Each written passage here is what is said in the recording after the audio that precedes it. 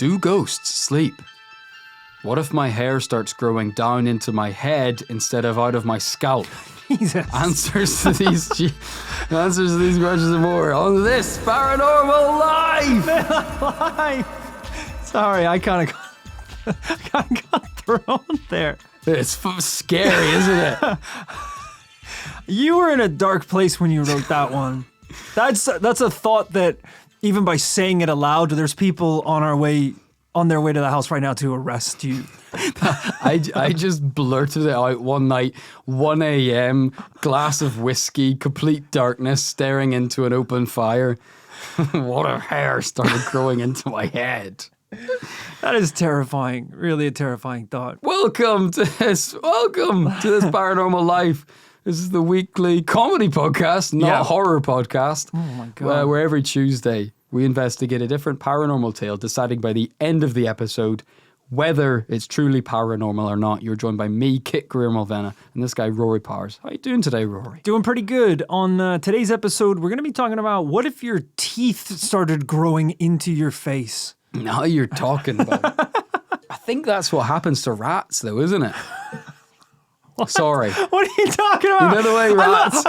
You're someone right now who's trying to pass off a fact as if, like, you haven't meticulously researched it before. You're like, I think actually, now I think about it, I believe it's rats where their teeth grow inside their skull. It's like, it sounds like you already know that it is. Is it rats that the teeth grow at a rate of 0.5 millimeters per week? In my research, in research that I've read, that I haven't performed myself in the basement, I've heard that their teeth grow into the skull. You know how many rats you can fit in a barrel? Is that why there's so much cheese in your fridge? It is top to ceiling, different types of cheese. Classified. I think that not to get off topic, I think that's why rats gnaw things, is so that their teeth don't. I think if they can't gnaw, I think the teeth start growing weird. Really? How you doing, bud? How you doing? Yeah, you're asking and saying so many weird things. It's hard to kind of pretend like nothing weird is going on. Maybe, that's why they gnaw? Maybe today's case has put my head into a dark place. I don't know. Yeah. It's almost as if my kind of dark dreams or nightmares at night are spilling over into the daytime, and I just can't keep these questions inside. I don't blame you. Look, creatures all across the world, animals, are they're paranormal beings, even the regular ones. I saw a video the other day where someone was explaining that everyone knows caterpillars, and everyone knows that they become butterflies when they go into their cocoon. Did you know there's a step in between? Did you know there's a step in between that's actually kind of important? Go on. They don't just like sprout little wings out of their worm body. They dissolve into goo. Right. And they essentially become a sentient puddle. And then that forms into a butterfly. Jesus, but that vaguely sounds familiar. They've tested it before, and when they become a butterfly, they have the same memories as the caterpillar. What do you mean the same memories? Come on now. Somehow this goo remembers. It holds memories. A butterfly was like, I know who shot JFK. Like, God damn it, that's crazy. I think it's something sad, like they electrified the caterpillar and then also electrified the butterfly, and they both hated it. I don't know if that's memory, that's just instinct, is it? I know what you mean, though. It's like they trained one to eat jammy Dodgers, and then it became a butterfly, and it still loved jammy Dodgers. Right, or like they beat up the caterpillar, and then when it became a butterfly, they like cocked a fist back and it flinched. Yeah. You know, so it's like it had the instincts. These are all examples of the same thing, just abuse. But that is a legitimately fascinating fact, though. It really is. You know, so on this podcast, yes, we do tell you a lot of stories that turn out to be fiction, but don't say that we don't come at you with some scientific facts as well. Double check it, though. Double check it before you tell your friends and your peers at a party, because it might be nonsense. I believe it is true, but it might be nonsense. I think... memory goo. I think I was sentient goo after the end of our 2022 UK live tour. Right. That's what I classified as a human being. You wish you could forget some memories. I'm not going to get sidetracked, but I mentioned my dreams. I had a dream the other night. I was a bowling ball. Stop right there. We don't have time. We don't have time to get into it. We do not have time to get into we it. really don't, because you go 5 minutes now. We haven't even started today's episode, but I do have some follow-up questions that I need to understand. Who threw you, and what were the pins? I only really remember being in the bit where you come out of the machine and someone picks you up. I don't have that. You know, it wasn't like a. I'm trying to get some meaning from it. Like, vivid. Was it your father that picked you up and he bowled you at? There actually is some pretty strong Freudian metaphors about being picked, right? Because there's lots of bowling balls. That's the idea. Yeah, I guess. So I feel like you're trying to twist this dream into something nice. Like I'm you not. were selected. I'm not. Okay. I'm not. I think it was a borderline anxiety dream. I'm just honest. I'm just telling you what happened. Okay. Sometimes I just close my eyes and see pins is all. We are not going to get, that's the true story, we're not going to get derailed into more dream talk. No one likes listening to other people talk about their dreams, especially when they were bowling balls. In them, we have a brand new paranormal case. Sorry, did it get to the bottom? Did it feel like you were yourself, or you were a bowling ball? Just you were a complete sentient circle? bowling ball. It's actually similar to the idea of being sentient goo or a caterpillar. It's like I was just awake. And when he bowled you, were you just like, rah, rah, rah, rah, it's kind of flying down the alley? Yeah. I don't know what you want me to say, man. I shouldn't have brought it up. Obviously, I don't have that much to say on the matter. You can't bring it up at the start of the it's not podcast and then be it's like, not a I don't bit. want to talk about it. Some of the podcast is a bit. I don't mind talking about it, but I just don't have that much to say because it's not a bit. It's my real life. It's not your real life. You need to understand, you being a bowling ball is not real. Sometimes I think this is the dream and being a ball was the real bit. We have a new case to get into, and we're going to do just that after a couple words from today's sponsors with a reminder that every episode of This Paranormal Life is available ad-free in bowling form at patreon.com/This Paranormal Life. All right, we're back. You got to stop laughing. I'm sorry. Let's go. We're taking it back to a time before bowling, the 3rd of March, 1877. Whoa, 1877. A little baby is born to a poor family in rural Kentucky, only 12 years after the Civil War. Little Edgar Cayce was special from a young age. Even as a child, he saw the ghost of his deceased grandfather. Whoa. I guess maybe if you're seeing ghosts at that age, you don't even know you're not supposed to be seeing ghosts. Exactly. That's what I was thinking. That's genuinely kind of scary.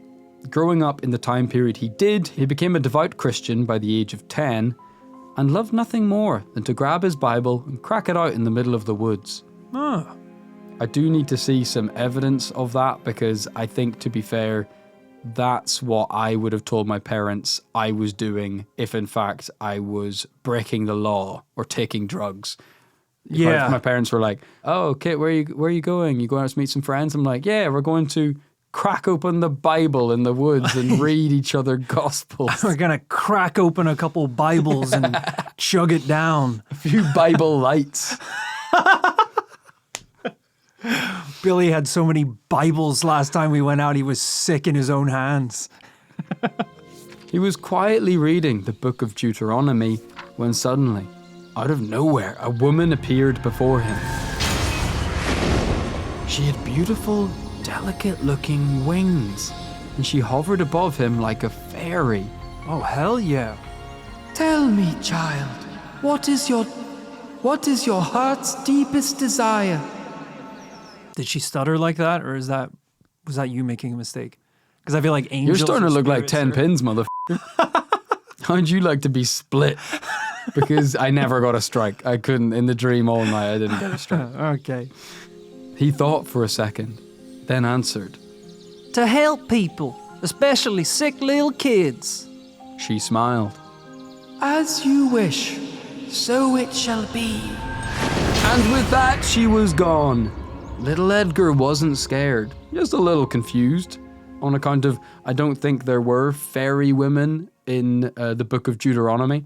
Wait, so she turned up, asked what he wished for, he told her, and it's granted now? I guess. If this was me, I would be so pissed off, because if a fairy turns up, the assumption is the unspoken understanding is there's going to be 3 wishes. This is you on the complaints line to the fairy bureau. And Everyone knows how it works. Yeah, and if of course I'm going to start off with the good one because you want people to think you're a nice person. So you're like, well, obviously, world peace. Oh, of course, harump. Yes, let the trumpets of peace rain the fairy through. woman, her eyes are rolling. She's like, Yeah. yeah. And I have 2 more. I guess an Xbox then as well. If I have more wishes, because world peace already that was obviously I had to pick that one. So, That's so if fine. the world is sorted, and it is, Yeah. then in now that case, now that an it's Xbox. done, yes, giant penis. Okay, so that's wish 3. Something I don't need, but I feel like if the wish is here, I'm gonna take it. Giant penis and an Xbox, please, Your Highness. You don't need, but you don't have. Well, maybe I be want a clear. second. Maybe I want 2 of them. Okay. Oh my God. Maybe I want to downsize because it's a little uncomfortable currently when I wear tight jeans. There's something really... An angel's like, you have to stop. No one's ever said the word penis to an angel before. It turns out we don't like it. I didn't know I didn't like that, but I don't. There's something funny about being like, it's like, yeah, for sure, like world peace. And then with my other wishes, and the fairy's like, what a kind soul. Can I also interest you in the wish of curing hunger for the poor? And you're like, yeah, for sure, because I thought that kind of got rolled up in peace. Yeah, because they're still hungry, even though it's peaceful. She's like, that's right. And what about homes for the homeless? You're like, all right, you need to can it. These are my wishes. Surely you can grant these wishes anytime you like. Yeah, she gets you to go for the feed all the hungry, and you're like, okay, well, I still got 1 more wish left. And she's like, they're probably going to want to drink with that. I was like, oh, for sake, give them all a soda. Give them all a soda, goddammit. What is this? What is this? You turn up, you say I've got wishes, you tell me the wishes that I need to make. It is unexpected. The fairy element is unexpected, and it's pretty interesting. It goes to show how the paranormal is not necessarily what we anticipate. Because he grew up in this time, he's expecting the world of the Bible to be exactly kind of the world he sees around him, but that is not what happened. The first kind of crazy experience he had was with a f***ing fairy. As I say, Edgar was okay with it, just a little confused. But it was almost dinner time, so he set off home with his Bible tucked under his arm. The family gathered around the table to eat, but not everyone was too happy. Edgar, your mother and I got a letter from the school today. Your performance is sorely lacking, especially in spelling. You've always got your nose in that Bible. Surely you could spell. Do it now. Spell the word necessary. N-E-S-S?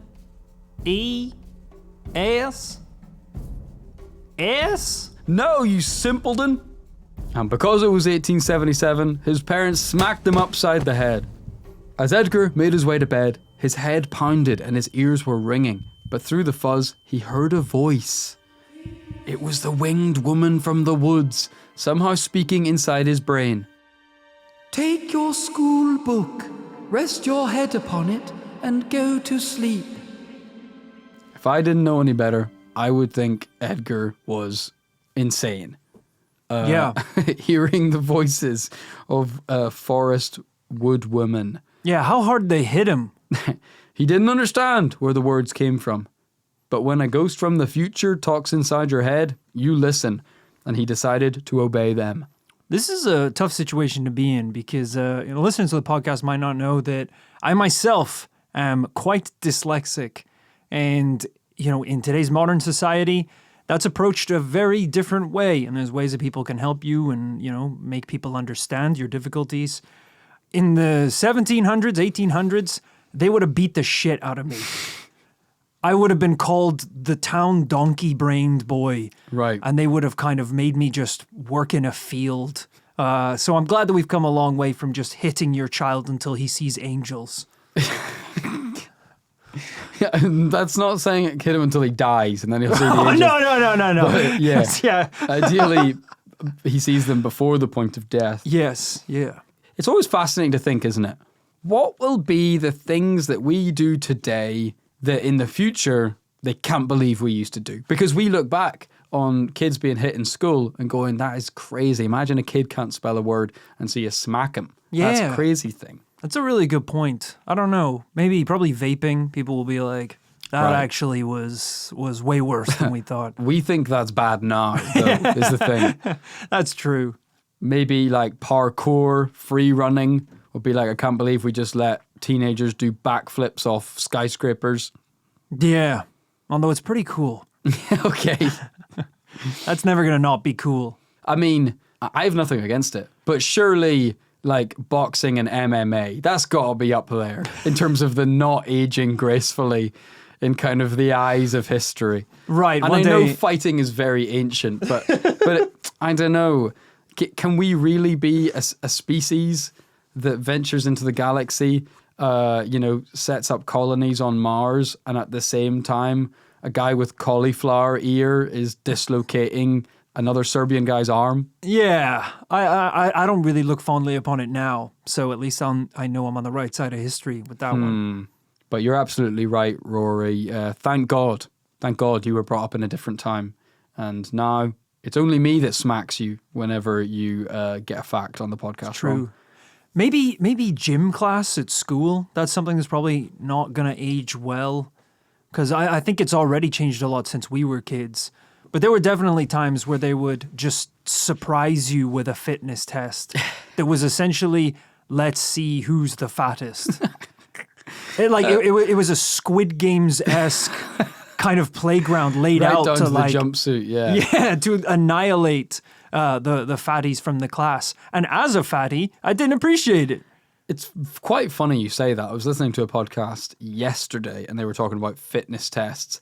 And that did really unlock some kind of core memories. I was like, there's something that doesn't, seem PC about it. I suppose because we now live in an age of like body positivity, and where people were kind of being encouraged to like, just never think about weight at all, really. Just focus on people's health. Rather than, But back then it was like, we're going to expel you if you can't get from point A to point B before the CD beeps. Yeah, I think we've maybe talked about it once on the podcast before, but the beep, I don't know if that was a thing that was in test. US schools. Yeah.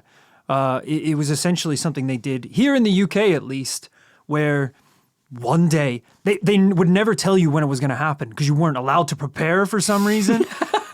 You would just get to class and like people would be crying and like consoling each other, and you're like, well, what's going on? You work your way through the crowd. You find your friend Thomas, and you're like, Thomas, surely it cannot be today. And he's like, I'm afraid so, brother. We've been summoned for the beep. Yeah, as if it's the fucking Tri-Wizard tournament from Harry Potter, where it's a weird like fun little secondary school game, but actually half of them die. Yeah. And they would make you line up on one side of a hall. When you hear the beep, you run to the other side of the hall. Right.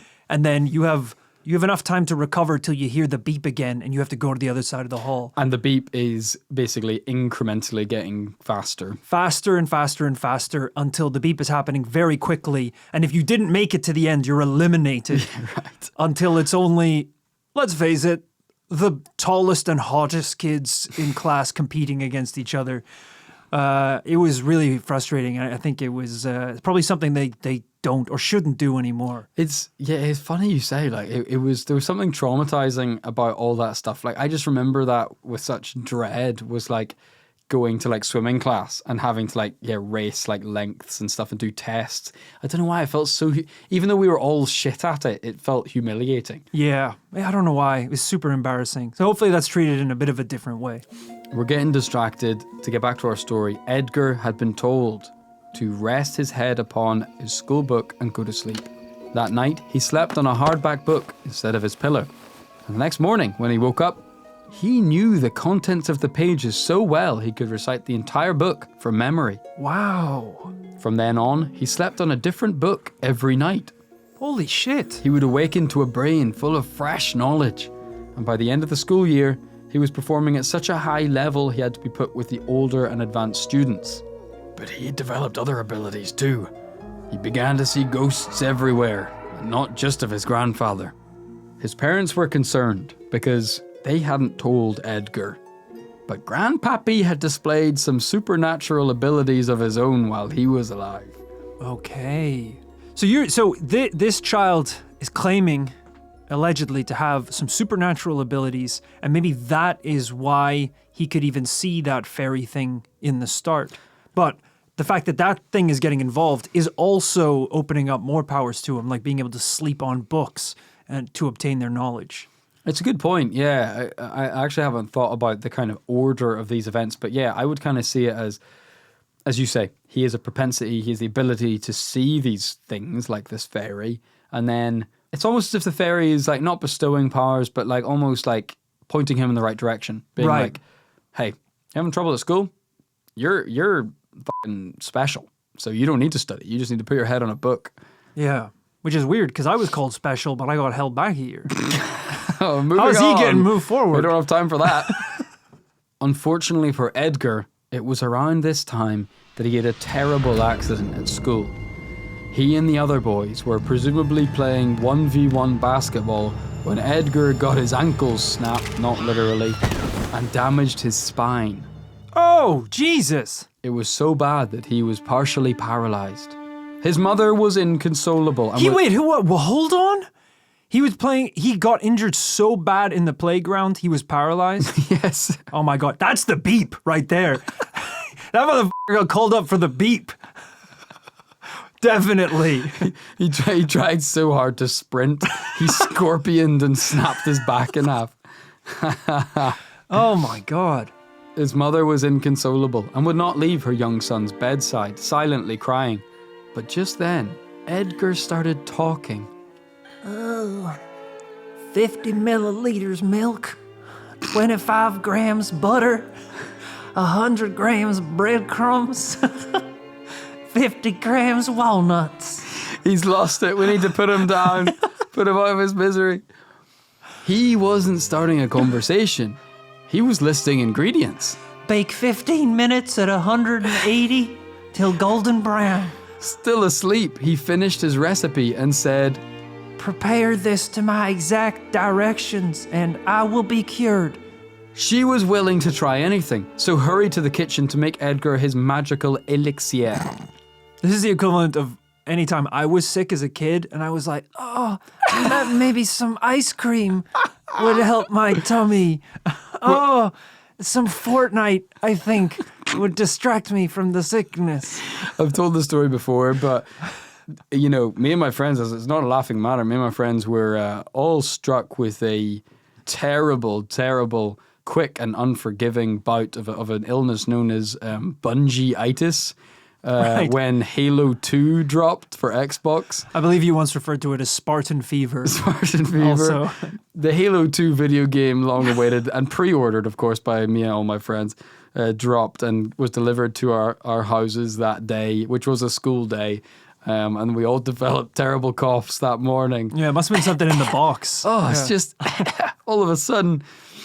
I was thinking that the other day, you know, I've been sick recently thanks to my toddler, and it is a little bit pathetic, but I kind of have this now psychological connection between being sick and, like you say, treats you would have got when you were sick. And to this day, I still buy Sprite or 7-Up when I'm sick.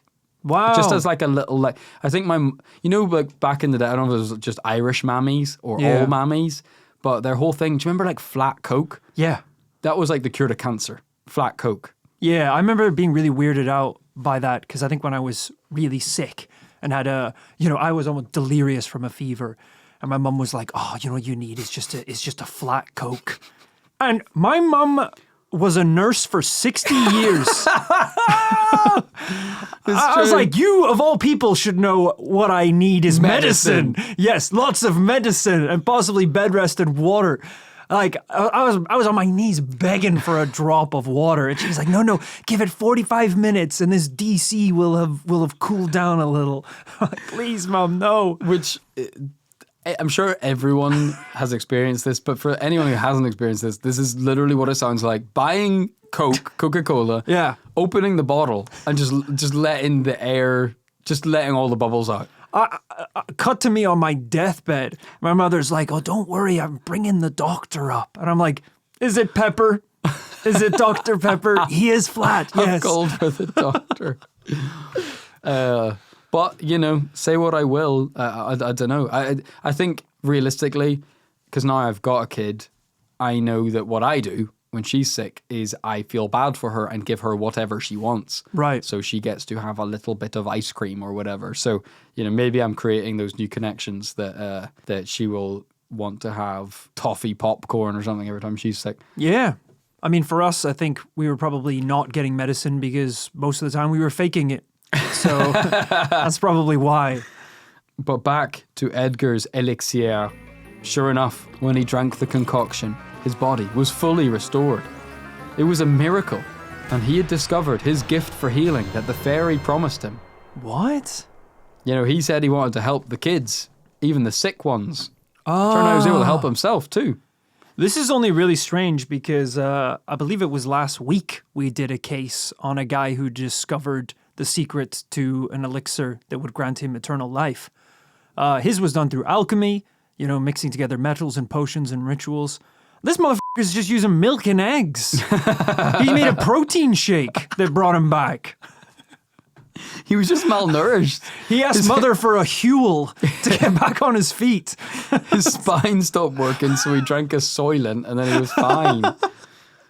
He just needed more than 20 calories a day.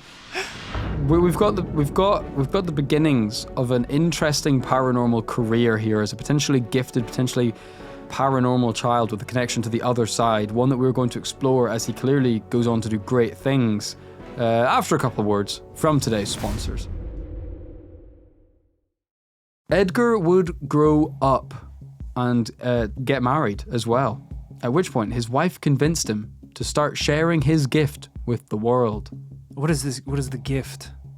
He can heal kids, or he can see ghosts? I guess they're both pretty good. All the above.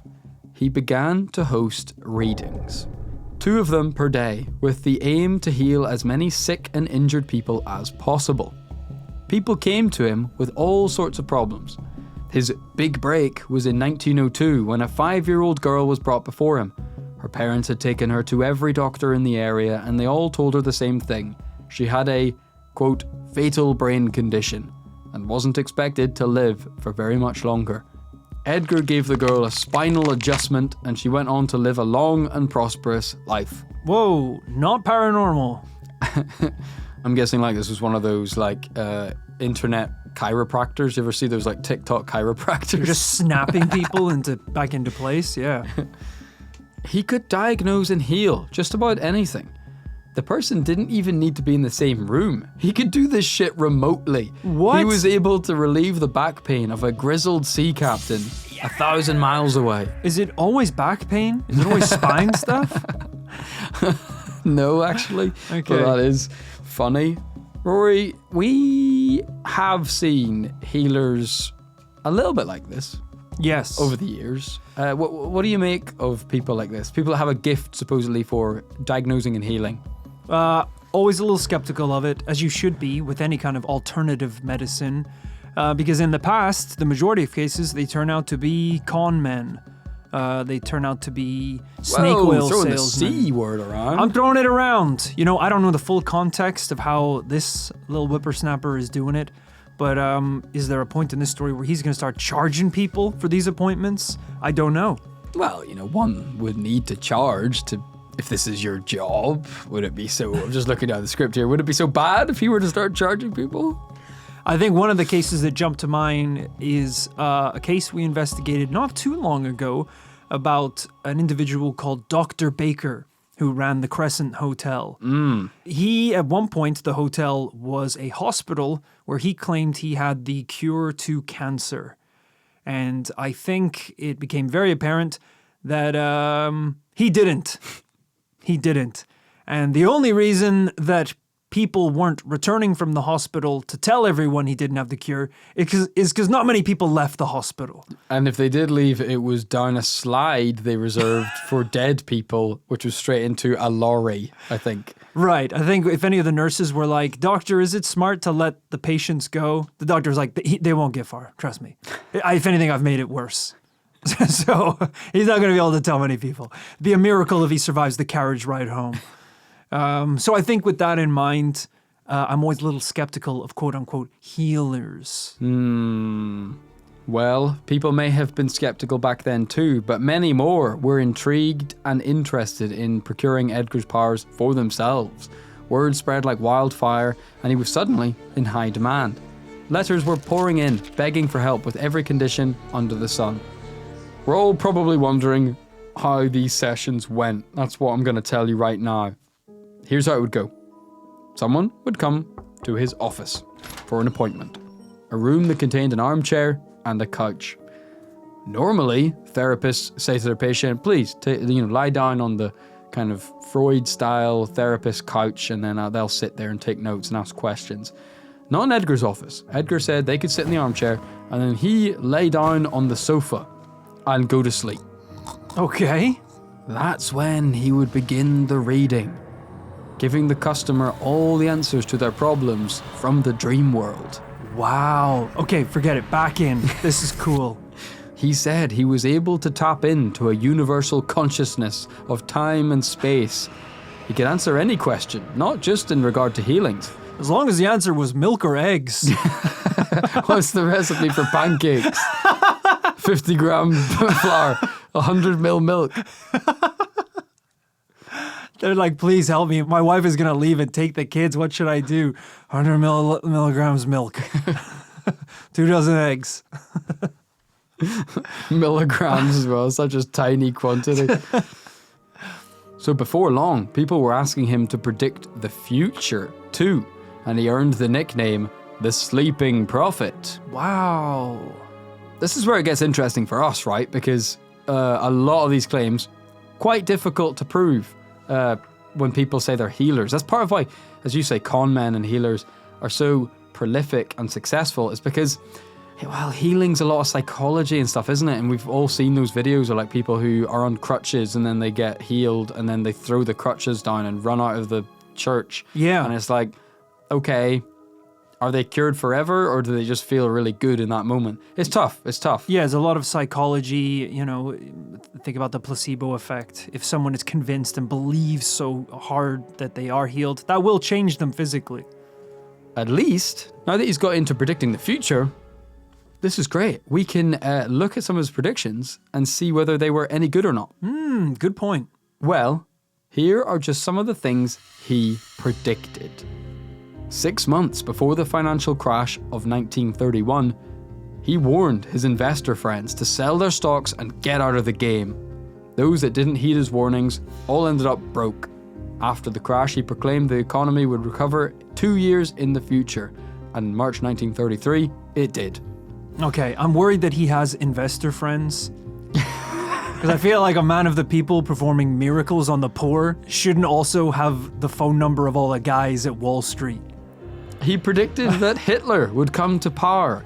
And in the August of that year, 1934, he was voted into German parliament. He also said that he would rise to an immense height and would have to be fought in a war. He allegedly predicted that FDR and JFK would be assassinated. He foretold the discovery of the Dead Sea Scrolls, the events of the Cold War, and extreme weather events like El Nino. Maybe most worryingly, he also did predict the borderline end of the world. Yikes. In 1936, he had a catastrophic vision of a shift in the Earth's magnetic poles, causing 2 massive volcanic eruptions of Mount Pelée and Mount Etna. He said much of the Earth will be swallowed by water, that Atlantis will rise again, and that all that will be left of the UK will be 2 small islands, Birmingham and London. Wow. Why is he focusing on the UK? Isn't he in Kentucky? And lastly, he said, you're gonna want to be in New Zealand when all this kicks off. I'm personally really worried about this one, Rory. Mostly because when he said this is gonna happen is close. Really close. Uh-oh. 1998. Wait, that's when it's gonna happen? 1998 has, of course, already passed. Yeah. Maybe he just got the date wrong. I don't know. But what I do know is he said this was going to be caused by the Earth's magnetic field flipping or shifting. Right. I don't know if you know anything about this, but that is actually about to happen. When? Let me find out. Basically, what this means is, you know the way when you point a compass and it says north and it points to magnetic north, which is a little bit different to like the true north that we talk about on maps and stuff, and then south is magnetic south on a compass. Basically, those are going to flip at some point, and the Earth's magnetic poles have been flipping for the last 20 million years. Every 200,000 to 300,000 years, it flips. Jeez. Yeah, this sounds like, I think this is basically the plot to like the Tomb Raider movies or something. Right. Is some kind of global catastrophe. But, so everything is reversed. Lies are truth. No. Good is evil. Pretty much just north is south. That's kind of the only thing that flips. Cats chase dogs now. No. It's only the compass. Hamburgers really. eat people. This is so when is this happening? I have to be prepared. This is the worrying bit. We're about 300,000 years overdue a flipping. It could happen any second. Right. One side of this pancake is cooked. We are ready to be flipped any second now. In lots of respects, like I say, life will not change. But it is a massive shift that could cause some changes. Some scientists think that it actually could be quite significant. For example, they said it could cause solar winds to punch holes in the ozone layer, destroying power grids, and one scientist said the aurora borealis would be every night, everywhere on Earth. That sounds sick, actually. I'm into that one. It's kind of like Y2K, turning into the year 2000. Most people believed everything was going to be fine, but there were very few people that were like, we kind of don't know if it'll be fine until it happens. The worst case scenario, there will be aeroplanes dropping out of the sky. Entire power grids will shut down because we're incapable of registering this change of information. Turned out, I think it was almost entirely fine. It was. And I don't know if that was due to like a lot of effort on the part of engineers, because there was a big rush, right, to fix it all and make sure it was okay. So I don't know if it was nothing or whether it was catastrophe was averted. Right. By actually smart people. I don't know. Who knows? If we're heading into this flip and all of a sudden people start selling night glasses, which are sunglasses you have to wear at night. Right. I just don't think that's because the aurora borealis is so bright. Okay.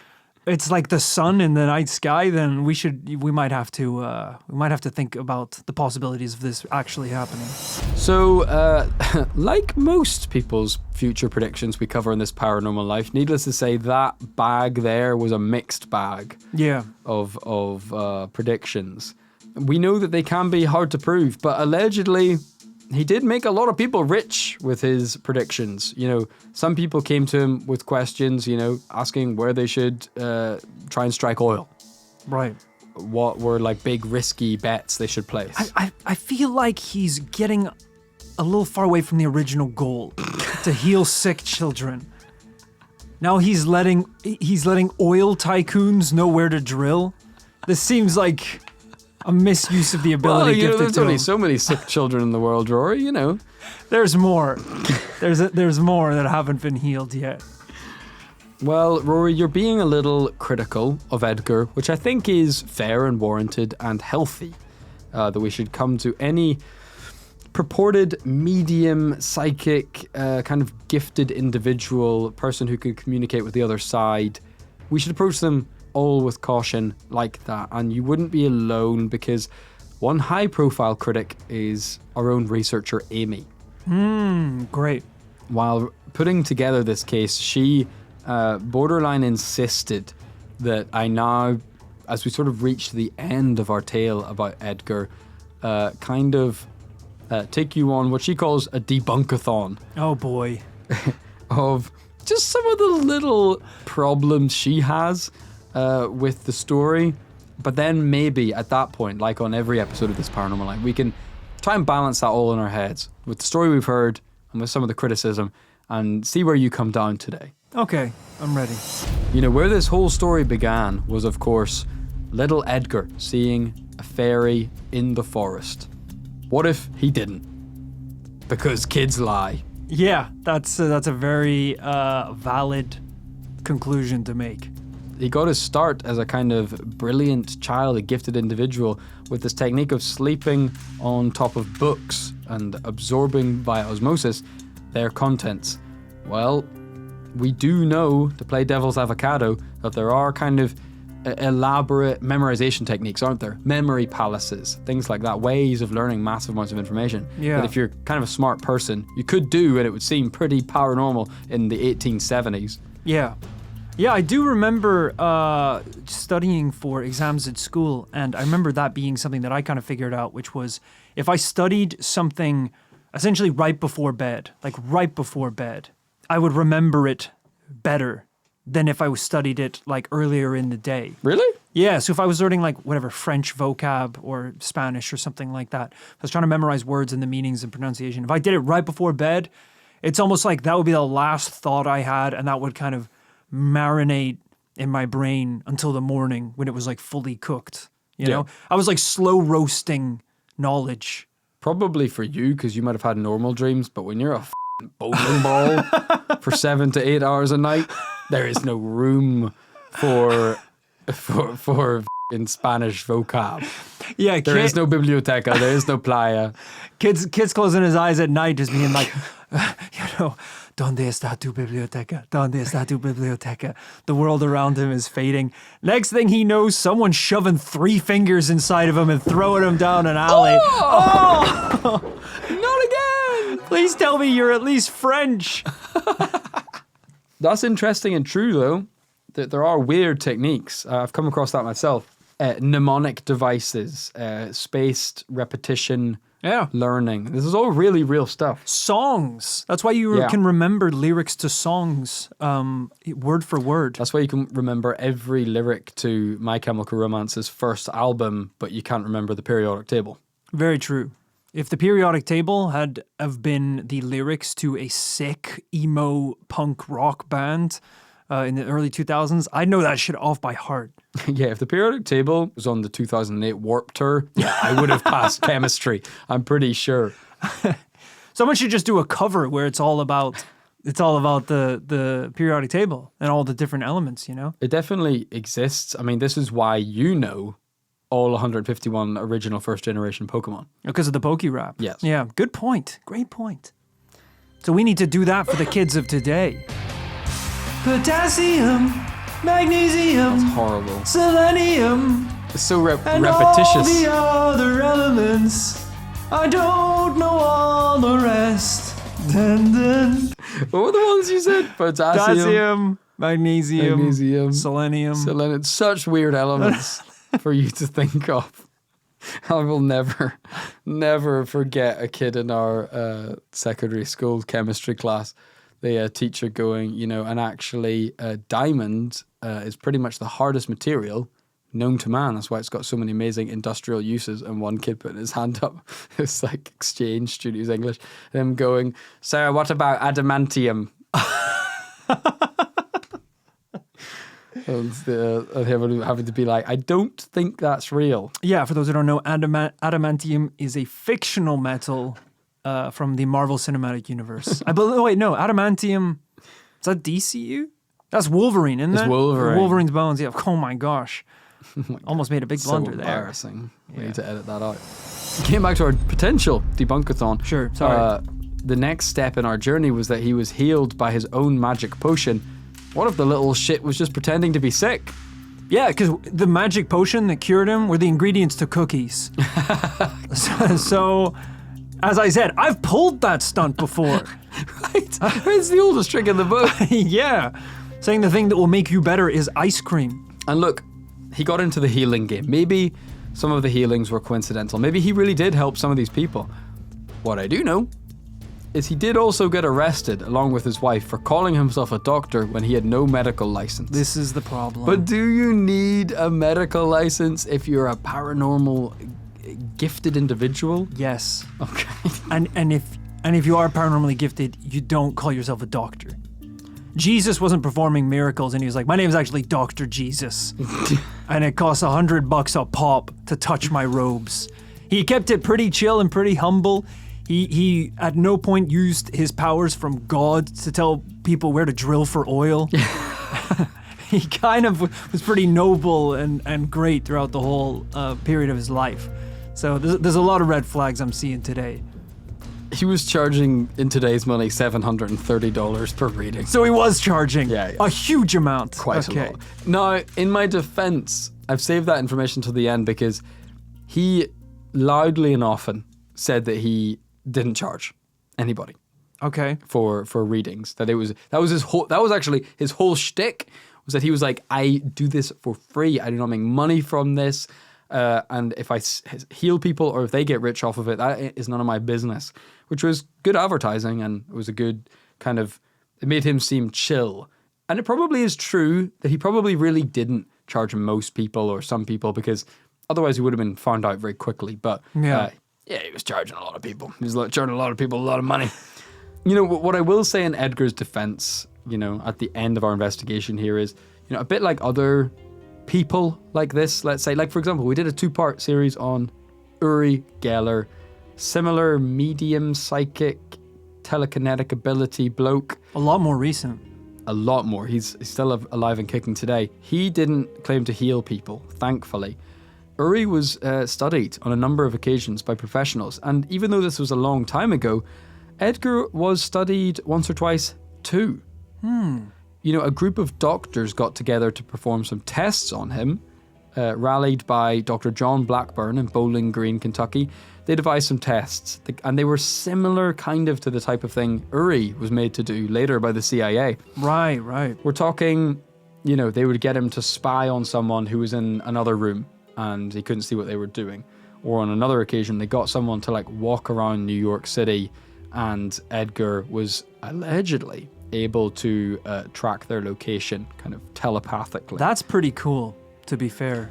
Now, we did do that Uri episode, and his results were pretty impressive too, but I do seem to remember, you know, those tests were criticized as well for not being badly designed, badly monitored. Yeah. And we know that, you know, just because we're saying there were scientific tests, that doesn't mean those tests were perfect. No, it really doesn't.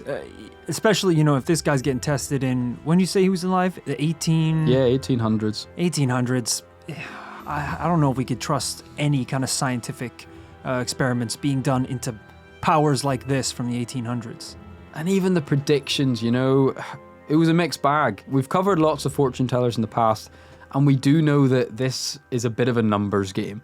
You know, while whether it's Nostradamus, the great Alexander, and Edgar Cayce all made some accurate predictions, we also did an entire bonus episode about how accurately The Simpsons has predicted the future. And some of those were just as good as these predictions. Even more accurate. Right? Like predicting Donald Trump becoming president. And going down the elevator, there was like a shot for shot of what happened in the future. It was kind of crazy. And as you pointed out, Rory, some of those prophecies aren't even particularly impressive. You know, predicting that Hitler's going to be in power after Hitler's already really popular. Predicting a recession. I mean, that's literally what economists do for a job. Right, yeah. And people do pay them a lot of money to do it as well. And, you know, in a more insidious way, you know, we do know that there are, for fake psychics, there are techniques, aren't there? There's tricks and techniques that are established over many years that psychics can perform to appear as if they're really paranormal when they're not. It's true. You know, it's what we were afraid of at the start of this podcast. As soon as money starts getting involved, that's usually the mark of death on any paranormal case. Whether it's someone who's had an encounter and they use that to launch a book tour, you know, selling tickets to speeches about their event, it just muddies the whole experience. So if you've got someone claiming to have all these powers who then starts charging for it, it's no different than the psychic horse that we investigated a few weeks ago. That's the same level we're talking about here. A creature that has a gift and you have to pay to use it, which I believe was also, unfortunately, a double no. Sounds like you hate entrepreneurship, Rory. Sounds like you hate small businesses. I think if you're a small business like this, I do hate you. Rory, we have, I think, in my defense of being someone accused me of being a charlatan for presenting this episode, but I would say in my defense, I think I've brought together a pretty balanced assessment of what one of America's most famous spiritualist mediums and mystics, Edgar Cayce, kind of brought to the table all that time ago. I've shown you I think some of his more supposedly amazing feats, but then a little bit of skepticism at the end. But at the end of every episode of this Paranormal Life, we have to decide whether our case is really paranormal or not. Rory, what are you saying on the case of Edgar Cayce? It feels like you brought me all of his magical achievements, and then our researcher forced you to also include all of the facts at the end that really show him for who he truly was. Actually, our lawyer, too, told me to include all that. Hey, it's a great case. It's an interesting person with an interesting life. Don't know where the fairy plays a part in this. That kind of threw me for a loop. I thought it was going to turn out to be an angel, maybe because he was super into the Bible. And then the fairy gifted him his powers, even though he was born with powers. I think the fairies told him about his own powers. Yeah, I'm pretty psyched to see a fairy. We don't see enough fairies on the podcast. If the fairy turns up to tell him about his powers, we kind of didn't need the fairy to turn up at all, as he has the powers. All right, this isn't like a Hollywood screenplay that you get to like give notes on. This is a man's life. I'm just not sure we have the full hero's journey here. You know, where's our act 2? Where's the redemption arc? I think for any young lad who played Ocarina of Time growing up, the hit video game, I think the idea of a fairy visiting you, a magical fairy visiting you in a forest, that's going to sound like a sexual awakening to you, because that's what it was for most of us, Rory. Right. The fairies in Ocarina of Time were, how do you describe them? Naked, for a start. For a children's video game, it was odd. Yeah, there's memes on the internet of, what it was like to play those games as a kid, and it was, running around, having a good time in this little village with a sword and a shield and fighting monsters, and then going into this borderline sex fountain. Well, yeah, sure. Where these, in hindsight, very pixelated women, it felt very cutting edge and realistic at the time. Right, yeah. It felt like 4K. Burst out of a fountain naked, screaming, like, ah! and for, pending the Japanese translation, words to the effect of, "Hey, big boy." Yeah, really, really strange. I don't know who decided to include them in the game, but you're right. It awakens something within all of us. I don't think that's the exact description of the fairy that. No, I think this was a lot more PG. Right. Look, it's a great story, but I just don't believe it. I think if you're someone claiming to be a healer, getting sued because you're not really a doctor, even though you're telling people that, and you're charging not money. Sued, arrested. Arrested. It's even worse. Right, because he broke a law, yeah. Yeah. Getting arrested implies he was being sued and he continued to do it anyway. And charging people. This is such an awful combination of things that someone hopefully with these powers wouldn't do if they really had them. So I think it's going to be a no from me this week. I can't say I didn't see it coming. I think we have to chalk it up to a double no at the end of this episode. Oh! Oof. It is just one of those stories you got to cover. We don't pick stories because we think we're going to get yeses out of them at the end of an episode. We pick them because they're interesting or they're culturally significant or historically significant. And this one definitely is in the world of the paranormal in America. Yeah. It is a key figure. So hope you enjoyed it anyway. I think we always love getting back to this kind of weird period of magic and mysticism. Back in the day, the whole world was a little bit more magical because there was less knowledge around. Yeah, it's really true. Yeah, we've had a couple now set in this kind of beautiful gray area where science and magic were colliding, where you think we'd be smart enough to know better, and yet people still thought a 14-year-old boy twisting your back would cure your cancer. Honestly, people are still getting up to that. Not even on the other side of the world, just on Instagram. I feel like we hit a peak of the scientific knowledge, and we are really regressing back. There was probably a few people that were trying to use alchemy to beat COVID-19. Yeah, I think the recession and the COVID-19 global pandemic knocked us back a few decades in terms of that thinking. But hope you enjoy this investigation anyway into Edgar Cayce.